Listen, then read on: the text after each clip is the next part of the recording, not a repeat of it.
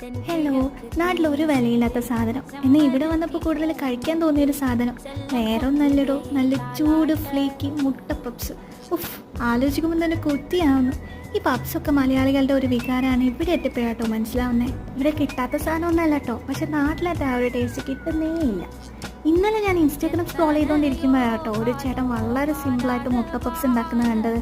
ഇത്ര സിമ്പിളാണെങ്കിൽ നമ്മളൊന്ന് ട്രൈ ചെയ്ത് നോക്കണമല്ലോ. അപ്പോൾ ഇന്നത്തെ recipe simple and easy egg puffs. Egg puffs ഉണ്ടാക്കാൻ ആവശ്യമില്ല, മസാല റെഡി ആയിട്ടുണ്ട്. അപ്പോൾ വേണ്ട സാധനങ്ങളുടെ ലിസ്റ്റൊക്കെ ഞാൻ മുകളിൽ കൊടുത്തിട്ടുണ്ട്. ഇനി ഒരു ബൗളിലേക്ക് കുറച്ച് മൈദ വെള്ളം ചേർത്ത് മിക്സ് ചെയ്തെടുക്കണം കേട്ടോ. ഇനി 2 സമോസ ഷീറ്റ് എടുത്ത് ഇതുപോലെ ഒട്ടിച്ചു കൊടുക്കാവേ.